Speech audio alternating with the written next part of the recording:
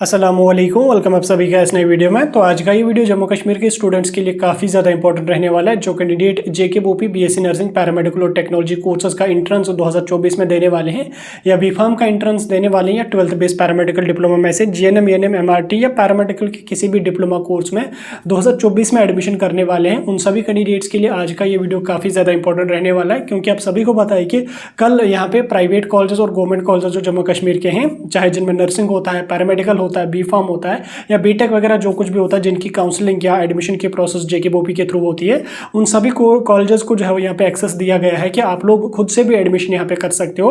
लेकिन यहाँ पे इस पर मैंने डिटेल वीडियो एक डाला था, फिर भी यहाँ पे स्टूडेंट्स के काफ़ी सारे मेजर डाउट्स यहाँ पे आ रहे हैं। इस वीडियो में मैं आपके वही डाउट्स क्लियर करूँगा। इस वीडियो में मैं आपके साथ डिस्कस करूँगा कि ये जो रूल्स हैं ये 2024 से इंप्लीमेंट होंगे और उसके साथ साथ 2025 में भी ये रूल्स रहेंगे या नहीं रहेंगे।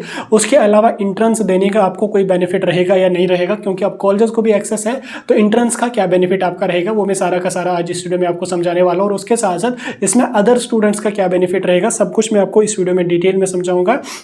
ये वीडियो आप लोगों के लिए काफ़ी ज़्यादा इंपॉर्टेंट रहने वाला है। वीडियो को पूरा एंड तक देख लेना, चैनल को भी सब्सक्राइब कर देना और उसके साथ साथ टेलीग्राम ग्रुप और व्हाट्सएप ग्रुप दोनों ज्वाइन कर देना। दोनों की लिंक आपको डिस्क्रिप्शन में मिल जाएगी। तो चलिए वीडियो को शुरू कर ले, तो जान लेते हैं यहाँ पे इन डाउट्स के बारे में। तो देखिए, आप सभी को पता है कि जम्मू कश्मीर में जो हमारी एडमिशन प्रोसेस होती है जेकेबीओपी के थ्रू होती है।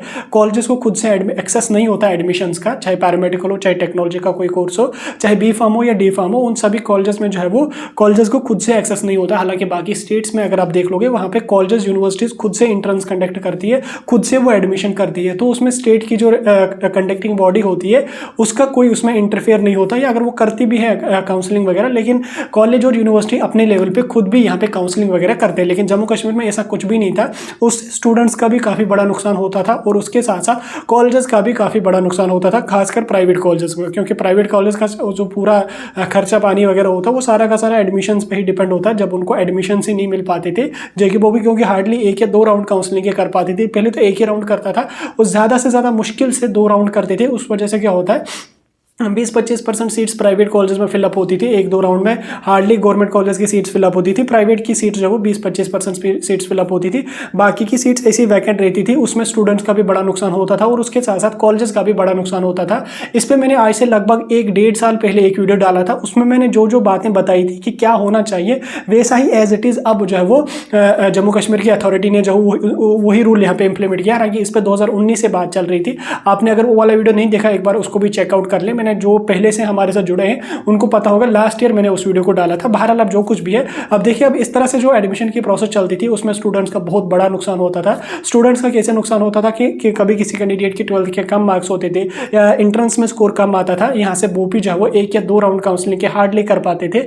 उस वजह से क्या होता था कि वो कैंडिडेट, उनकी सीट नहीं मिलती थी पहले राउंड या दूसरे राउंड में। फिर उसके बाद जो कैंडिडेट यहाँ पे 15-20 हज़ार कैंडिडेट होते थे एक कोर्स में, 5-7 हज़ार कैंडिडेट्स की सीट मिलती थी। बाकी 10 हज़ार कैंडिडेट्स में जो है मैक्सिमम कैंडिडेट जो वो ड्रॉप ले लेते थे, या कुछ कैंडिडेट्स फिर चंडीगढ़ पंजाब चले जाते थे, वहाँ पे एडमिशन वगैरह करते थे। तो स्टूडेंट्स को भी फिर बाहर जाके काफ़ी ज़्यादा दिक्कतें पड़ती थी और अदर भी बहुत सारे मेजर माइनर इश्यूज़ होते हैं, उन सभी इश्यूज़ को फेस करना होता था। और उसके अलावा प्राइवेट कॉलेज को भी बहुत बड़ा नुकसान होता था। अब देखिए, ये जो रूल्स इंप्लीमेंट हुए ये बहुत बड़ी खुशखबरी है आप लोगों के लिए भी, और प्राइवेट कॉलेज वाले जो हैं उनके लिए भी ये काफ़ी बड़ी खुशखबरी है, क्योंकि अब उनको भी सीट्स फिलअप हो जाएंगी और उसके साथ साथ स्टूडेंट भी खुद से एडमिशन यहाँ पे कर सकते हैं। अब देखिए, ये जो रूल है ये कब से इंप्लीमेंट हो जाएगा, ये आपका इस साल यानी कि 2024 से इंप्लीमेंट हो जाएगा। और अपकमिंग ईयर्स में भी ये वाला रूल जो है ये इंप्लीमेंट रहेगा। अपकमिंग ईयर्स में भी जो है वो इसी तरह से प्रोसेस चलती रहेगी। अब देखिए, इस रूल में जो है वो कॉलेजेस को खुद से एक्सेस दिया है एडमिशंस का। अब आप लोग कह रहे हो कि अगर कॉलेजेस को खुद से एक्सेस दिया है तो इंट्रेंस देने की हमें क्या जरूरत है, हमें इंट्रेंस देने का क्या फायदा रहेगा, फिर हम तो ऐसे भी विदाउट इंट्रेंस भी दे सकते हैं। देखिए,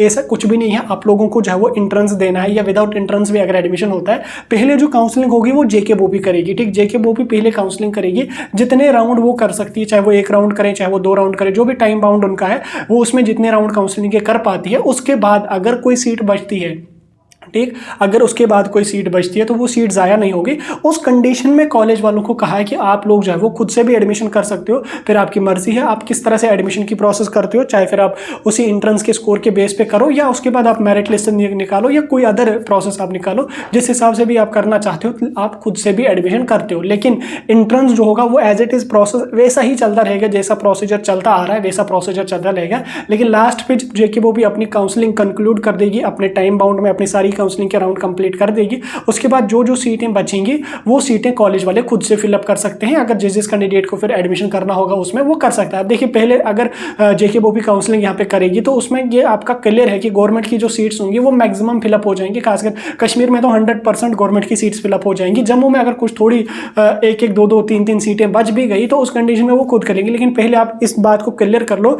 कि जेकेबोपी जब काउंसलिंग कर लेगी, चाहे 1 राउंड करें, चाहे 2 राउंड करें, चाहे 3 राउंड करें, उसमें गवर्नमेंट की मैक्सिमम सीट्स क्या मतलब सारी सीट्स फिलअप हो जाएंगी। उसके बाद लास्ट पे सीट जो बचेंगी वो प्राइवेट कॉलेजेस में ही बच सकती हैं, गवर्नमेंट कॉलेजेस में सीटें नहीं बच सकती हैं। ठीक है, आप क्लियर करके रख लो पहले। इसलिए अगर आपको गवर्नमेंट कॉलेज में एडमिशन चाहिए तो आप इंट्रेंस की जैसी आप तैयारी कर रहे हो वैसी एज इट इज़ कर लो। जितनी मेहनत आप कर रहे हो उससे डबल कर लो, क्योंकि कंपटीशन आपका काफ़ी ज़्यादा रहेगा। इस चक्कर में नहीं रहना कि प्राइवेट कॉलेज वाले खुद से एडमिशन दे देंगे, ऐसा कुछ भी नहीं है। खुद से वो एडमिशन दे सकते हैं, लेकिन उस कंडीशन में दे सकते हैं जब जेकेबोपी अपने काउंसलिंग के राउंड कंप्लीट कर देगी। जब काउंसलिंग कंप्लीट हो जाएगी उसके बाद एनालिसिस होगी सीट्स की, कितनी सीट्स बची हैं, उन्हीं सीट्स को जो है वो फिर कॉलेज वाले खुद से कर देंगे। ठीक, एडमिशन का प्रोसेस जैसा चल रहा वैसा ही चलता रहेगा, जो प्रोसीजर चलता आ रहा है वैसा ही चलता रहेगा। जेकेबोपी जिस तरह से एडमिशन की प्रोसेस करती है वो वैसे के वैसे करती रहेगी।